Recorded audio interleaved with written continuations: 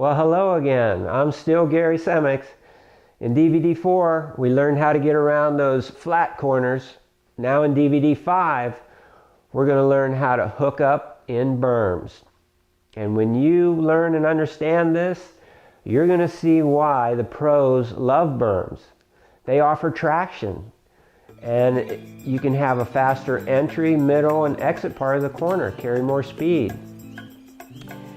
So if you don't know how to handle berms, they're just going to get in your way and slow you down, but heck, you don't want that. I mean, a good motocross track is alive with berms.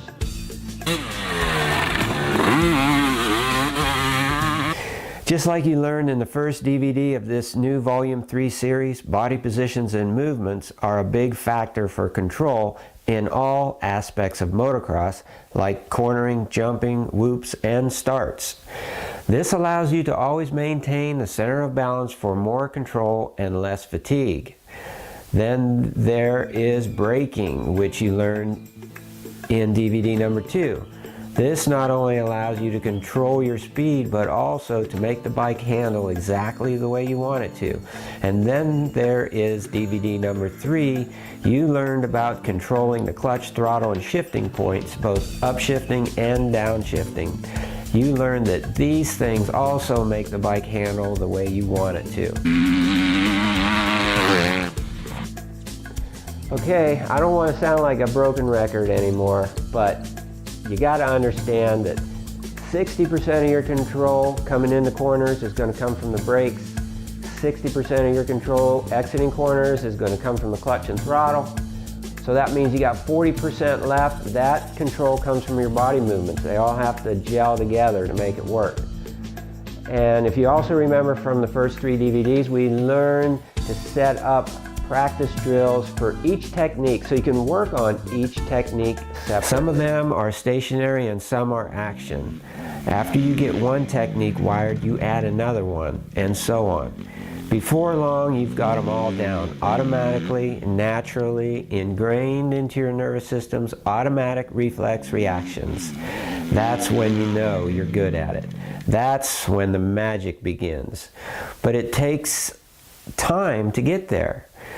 So don't be too hard on yourself. Have fun with the learning process and enjoy all of it, even your mistakes, because mistakes are an important part of the learning process. Hey, so when you make a mistake, no big deal. Laugh about it, learn from it, and move on. You're bound to make mistakes. It's part of the learning process. But the more fun you can have while you're practicing, the better you're going to become. Not only as a better rider, but you'll also learn these things much faster. So don't get frustrated, have fun. Focus on the positive.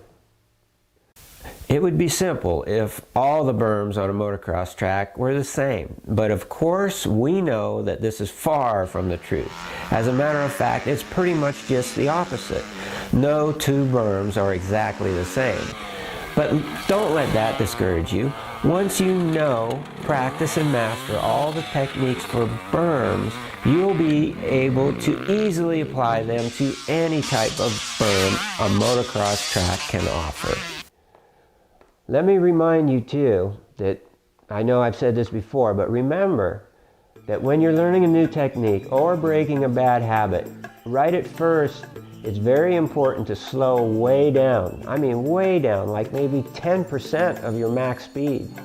So you can coordinate, focus on the new technique, on exactly what you're supposed to be doing.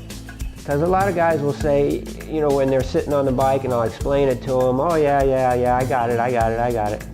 They just think they got it. But when they get out on the track to do it, even though it's in a drill, they don't have it. They're still doing it wrong. And the biggest problem that I find, that the reason they do it wrong, is because they're trying to go too fast. It's almost like they can't think when they're riding the bike.